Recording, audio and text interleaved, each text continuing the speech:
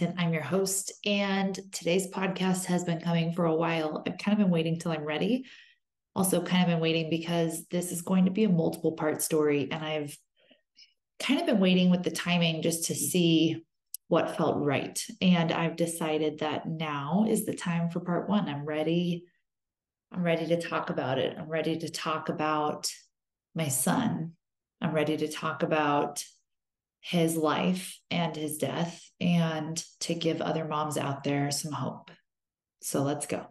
Okay, today's episode is about Sterling. I'm calling it Sterling Part 1, and I'm going to be sharing just his story. It's not something that I've been particularly ready to talk about, and I know a lot of people have wondered, and if you're one of those people that has wondered and you have not asked me, what happened? Why did he die? Thank you for giving me the space. Thank you for respecting my timeline. Thank you for respecting that that's really private and that that's really sensitive. Thank you for giving me that courtesy. And I'm getting emotional just thinking about it because it means a lot. And I just want to thank you right up front for that. That being said, I do want to share because I know a lot of women who are pregnant messaged me and they were afraid of what could happen, what could go wrong, their baby not waking up, right? Because at the time when everything happened, we didn't have answers. We have answers now.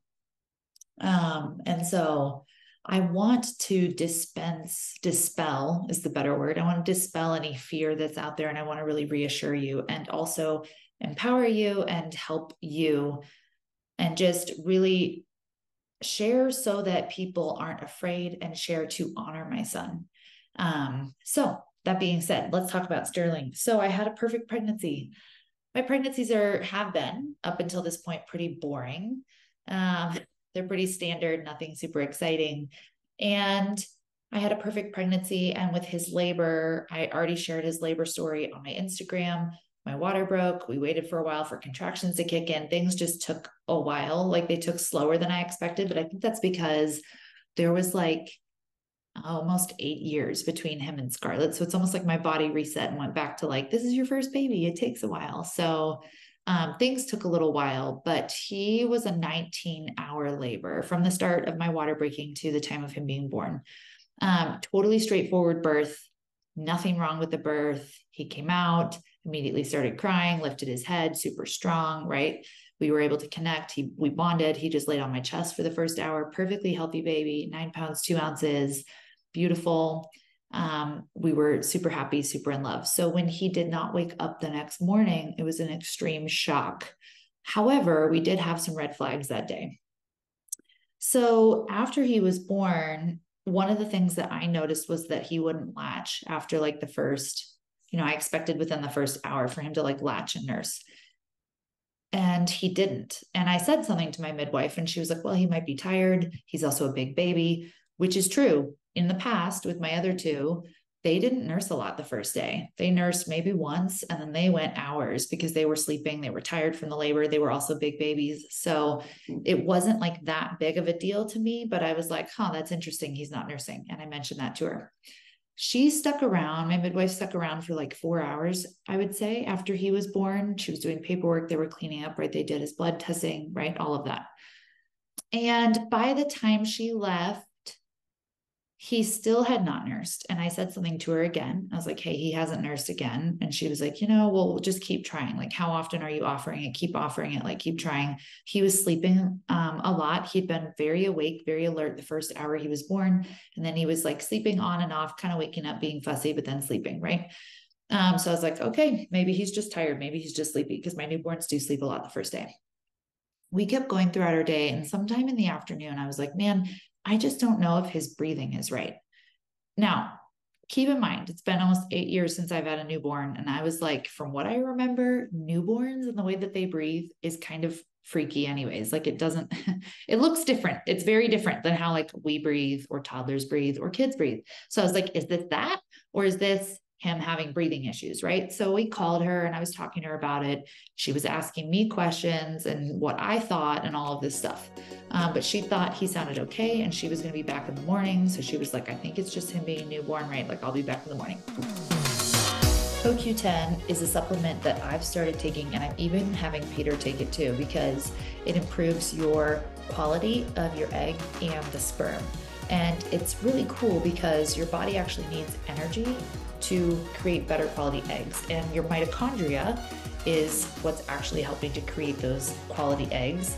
And if they don't have enough energy, your quality of eggs is going to be lower, and then you have a higher chance of miscarriage or just infertility or things like that. And CoQ10 is something that's hugely important. And studies have shown that just taking CoQ10 in higher doses before any kind of IVF procedures actually increased the number of eggs that they were able to retrieve from women by like huge doses, right? Big numbers. So CoQ10, I'm taking 2 in the morning with breakfast and 2 at lunch for a total of like 400 milligrams a day. Because if you really want to boost egg quality, but also ovulation, right? Ovulation is going to happen when you have better egg quality. And then I have Peter taking it as well, just to really prevent miscarriage as well, to just really give us like a better chance. So I'm linking CoQ10 in the show notes for you if you're trying to conceive, or if you're just trying to take better control of your fertility for someday. You can scroll down in the show notes and grab it. I've linked 100 milligrams, so you would take 2 at breakfast, 2 at lunch.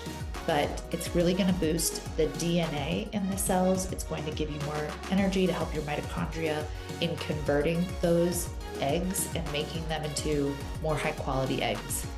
Grab some today. I bet it's going to help. Now, in the afternoon, he also threw up brown stuff. And I was like, whoa, that's a red flag. Because I knew if they throw up brown stuff, that means they got meconium during birth or something, potentially inside of me. So like we should get him, like we should tell her. So we called her again, said he threw up brown stuff. Again, she was like, well, he might have taken that on when you birthed him, like you did birth him in a tub. Maybe he like took some stuff on, right? So maybe he's just spitting up some, maybe he had some when he was inside of you, but that's generally not like something that we need to be worried about. I was surprised by that answer because in the past, even what I've seen with like my sisters and their babies, generally spitting up brown stuff and meconium is a red flag, but she didn't seem to think that it was. So again, we were reassured that he was fine. I told her again that night when we checked in, hey, he still hasn't nursed. Like he's not nursing at all. And she thought, just keep trying. We'll see how this first night goes. I'll be back tomorrow. So at that point in time, I've contacted her multiple times throughout the day. I've shared that he's not nursing. I've shared that he threw up brown stuff. I've shared that I thought maybe he's breathing weird. So we've shared multiple things with her that we're like, this seems a little different. Like this seems a little off. At the same time, I'm incredibly tired. I had just been through a 19-hour labor, didn't really sleep at all that night. So I'm super tired. I'm bleeding in bed, not really supposed to be walking around, really sore, not wanting to walk around. Peter's really tired from being up all night. We're also managing our other 2 kids, right? So we weren't in the framework of like, hey, let's get him to a hospital. Looking back, I wish we would have been, but we weren't. So we go through the first night and he's fussy on and off. He's sleeping, but he's fussy. We're taking turns being with him. Peter's with him for a chunk of time. I took him back at 3. I got him to go down. And I remember since about 4 hours after his birth, he was making these cooing sounds. I just thought they were newborn cooing sounds. I didn't know differently. Now I do. They were not cooing sounds. They were what is known as grunting, which I did not know that term. I'm not a medical professional. I'm a mom. So I thought he was making cooing sounds, but he was not. He was grunting. So I put him down at 3 and I woke up at 5 and I knew I knew he was gone. I knew he wasn't breathing. And I'm like doing the mom thing where I'm like putting my hand over his mouth and his nose and being like, is he breathing? Is he not? Like, I don't want to wake him up. And Peter is like, no, he's asleep. Don't wake him up. And I'm like, he is not sleeping. Peter, he is not sleeping. And it takes me a few times of being like, Peter, do CPR, because Peter is a former lifeguard trainer. He trained lifeguards for like rescues. So I'm like, CPR, do it. Like, do CPR. And Peter's like, no, like he's asleep. And I'm like, he is not asleep. He's not breathing. Like, do CPR. And I'm getting more frantic, like, do CPR, do CPR. And finally he realizes, because I was like, I don't care if he's sleeping. Like, I'll put him back to sleep. Who cares? Finally, he starts doing CPR. I call my midwife. She's like, oh my God, you need to call 911, right? Obviously I call 911. but I had her come over. I called 911. They're walking him through CPR. He's doing CPR. We carried him into the bathroom. Peter's doing CPR on him in our bathroom. And I'm just like pacing, waiting for the first responders to come. The first responders come, they flood our house. They're now doing CPR on him. They're working on him. They strap him to a table and take him into the ambulance. And then there's police talking to us. There's a detective talking to us. My midwife is there. It was like chaos, right? 5 a.m. chaos. My kids are still asleep, thank God, on the other side of the house. And they offered to drive us to the hospital. So we rode with some police officers to the hospital. And this is after we watched him take him out, and we're sobbing, and Peter is just like begging God to wake him up. And I think there was a part of me that already knew, but I was like, this can't be happening, right? I'm like in denial. This cannot be happening. Like, he was fine. He was perfect. I did my job. I went through pregnancy. I went through labor. He was a perfect baby. Like, how can this be happening? They drive us to the hospital. We get there. They're still working on him, which is really, really hard to see. And probably 20 minutes after we got there, it felt like no time, right? It felt like zero time. After we got there, they called time of death. And we were just sobbing and heartbroken. And I will spare you the details because it was really, really hard and exhausting. And it was like 5 hours being at the hospital and our kids coming and having to say goodbye. And then the hospital is amazing. I will tell you, the hospital's amazing. They do so many things to make it easier on the kids. They did fingerprints and footprints, and they made us necklaces. They have a whole like service, like a group of people that their whole job is to like help you tell the kids and like the psychology behind it, right? And all of that. So it's amazing. The hospital was incredible. They brought in a rocking chair for me to rock him. They gave us like warm blankets to like make his body warm so that we're like holding him. Sorry if I sound like I'm just like rushing through and being rote. I'm trying not to cry. It felt like no time, literally being at the hospital. And yet it was like 5 hours. And then you have to walk away and you have to leave your baby. And you have to leave your baby, and it's the worst feeling in the world.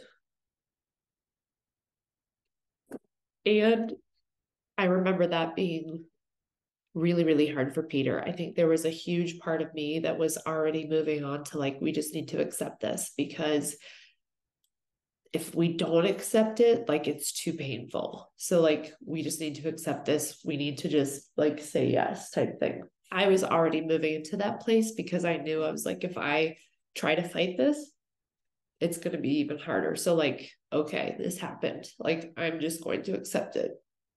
Like, have to be able to accept this, have to be able to start stepping forward, because I have children and like they were with us. So we have to show them what it looks like to still live. We have to show them what it looks like to not completely lose it. We have to show them what it looks like to let life be about more than just their brother. I think there was also a part of me that knew like this couldn't actually be his story. Like, there was a part of me that already knew there had to be more, and there is more, and I'm excited to share more as it comes. But today is not about that. So there was just a part of me that already knew, like, this isn't it. Like, this isn't the end. This isn't what we think that it is, right? So like, let's just move forward in what this is right now, but this isn't the end.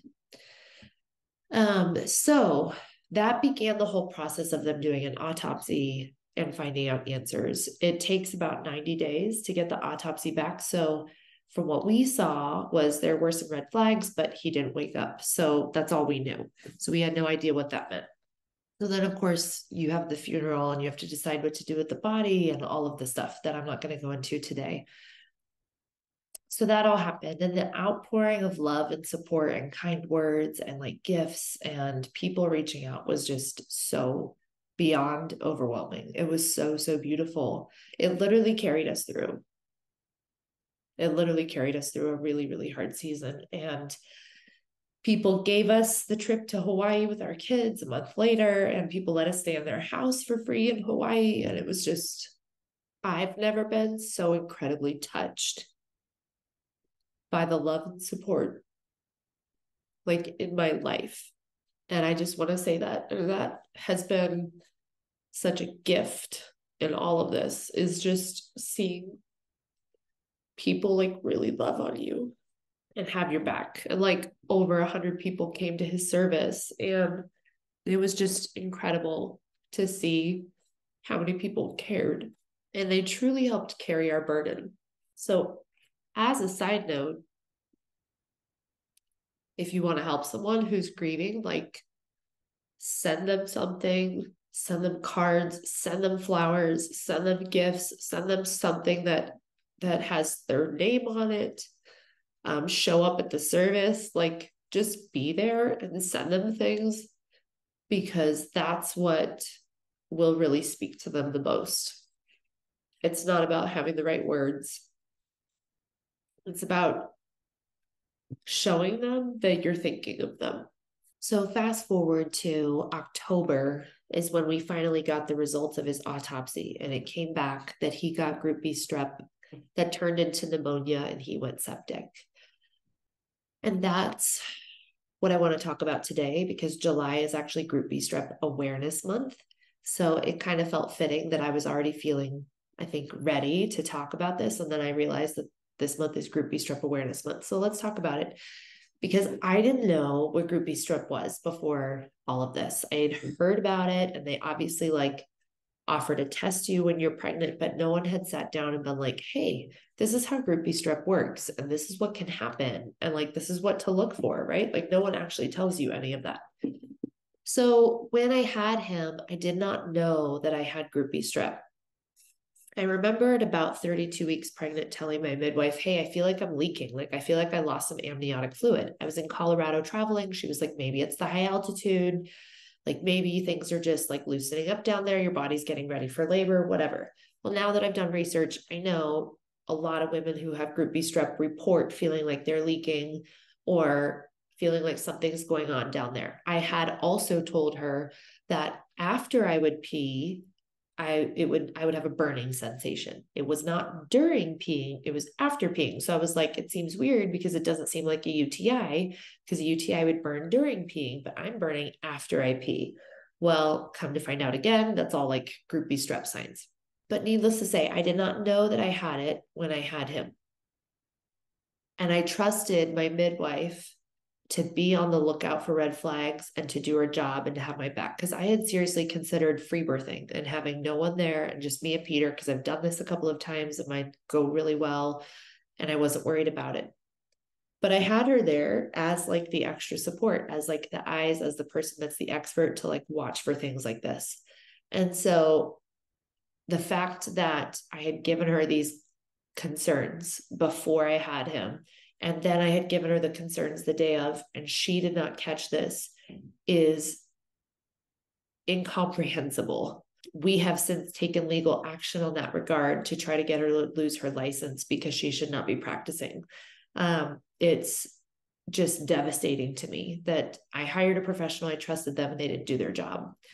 But it had nothing to do with the birth. It was no SIDS. It was nothing like that. It's that he got group B strep. So group B strep, they say between 20 and 40% of women carry it during pregnancy. It's just like a bacterial infection that you can get in your vagina or your anus or things like that. And when you give birth, because the baby passes through the birth canal, there's a chance that it can pass to the baby. It does not always happen. In fact, I've looked at the stats, and statistically speaking, they say it only passes to the baby 1% to 2% of the time. I'm not sure how accurate that stat is, but that's what I have found. So your options, if you know you have it during labor, is to take antibiotics, and then hopefully the antibiotics pass to the baby and they protect them. But again, the odds of the antibiotics taking is only about 40%. So you still have a chance that the baby's going to get it regardless of doing antibiotics or not. I obviously didn't know I had it, so we didn't do antibiotics. Then you have all of those signs. So if you look up group B strep signs, you will find there's like 5 symptoms to look for. And we had like 4 of the 5 symptoms. And I had alerted my midwife about them the day of. I obviously didn't know they were the signs because I didn't know about group B strep and what to look for. I didn't understand what that meant. I didn't understand how quickly it can take hold. I didn't understand it can be life-threatening. I didn't understand a lot of things. So if there's anything you take away from this, it's to do some research, because you cannot trust that your medical professional understands. I have since that time joined group B strep support groups. I have done research and I have found that across the board, this happens. Even in a hospital, doctors miss it. Even women that knew they were positive for group B strep brought their babies in later with concerns, and doctors still missed it. There's a lot of misconception in the medical field about group B strep, and there's a lot of disagreement about it. So I would encourage you to do your own research about group B strep, just because I now understand how deadly it can be. So if it passes to the baby, it can take hold as an infection, and it can actually turn into a brain infection. It can turn into meningitis and they can go septic. His was his lungs, and he got pneumonia and he went septic. We don't know if there would have been anything in his brain or not. But a lot of the stories that I have found, it ends up becoming an infection in the brain. And so even if they catch it and they're able to save them, depending on how long the infection was going before they were able to give them antibiotics, they can sometimes have very severe disabilities. They can have seizures, they can have all kinds of disabilities that are like lifelong. So the earlier they can catch it and the earlier they can start administering antibiotics, the better your chances are, obviously, for making like a full recovery. But there are a lot of people that you get late onset group B strep. So it can set in to the baby right away, or you can have what's called late onset group B strep, which is like they can be 3 weeks old, they can be a month old, and now all of a sudden the virus is setting in. And the crazy thing about group B strep is it doesn't just come from the mom during the birth canal with birth. It can actually be passed from other people who hold the baby to the baby, right? So that's why you can get late onset group B strep, is it can be from other people that are like holding your baby. CoQ10 is a supplement that I've started taking, and I'm even having Peter take it too, because it improves your quality of your egg and the sperm. And it's really cool because your body actually needs energy to create better quality eggs, and your mitochondria is what's actually helping to create those quality eggs. And if they don't have enough energy, your quality of eggs is going to be lower, and then you have a higher chance of miscarriage or just infertility or things like that. And CoQ10 is something that's hugely important. And studies have shown that just taking CoQ10 in higher doses before any kind of IVF procedures actually increased the number of eggs that they were able to retrieve from women by like huge doses, right? Big numbers. So CoQ10, I'm taking 2 in the morning with breakfast and 2 at lunch for a total of like 400 milligrams a day. Because if you really want to boost egg quality, but also ovulation, right? Ovulation is going to happen when you have better egg quality. And then I have Peter taking it as well, just to really prevent miscarriage as well, to just really give us like a better chance. So I'm linking CoQ10 in the show notes for you if you're trying to conceive, or if you're just trying to take better control of your fertility for someday.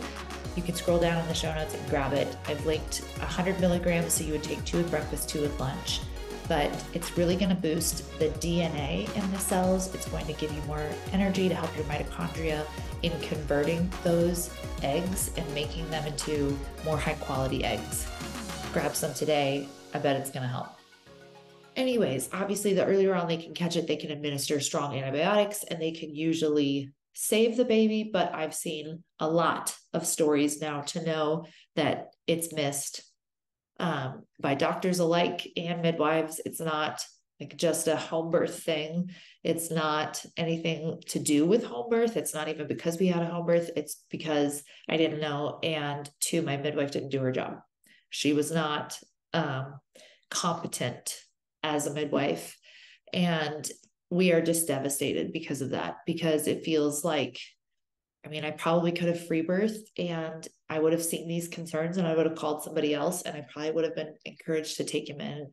And it's because I called her and she reassured me and told me he was fine and didn't listen to me that we came to this conclusion and he passed from it. But It's just devastating to know that this could have been caught and he could have been saved. Supposedly, I tell myself that. Obviously, like nothing's a guarantee, and there are plenty of babies that they give them antibiotics and they still pass, right? So, like, we don't know for sure, but it seems like if we had had someone who was listening to me and doing their job and watching for things, that they would have been able to catch this. So, in that aspect, it's been devastating and it's been really hard. It's been really challenging to reconcile and to see the why, but I know there is one. I know there is one. I know my God.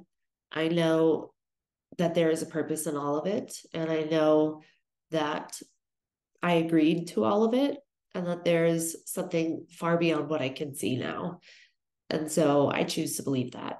And I choose to believe, even though I can't see it yet. And I choose to believe that this is all for my good and this is all for our good, even though it doesn't always feel that way at this point in time. And I also know that this isn't the end. This is definitely not the end. This is not how it's going to finish or how it's going to stay. So I wanted to share because I know a lot of people had questions. I know there was a lot of fear out there of like SIDS or things like that. And just know like it's not SIDS. It's not anything like that that you should be worried about.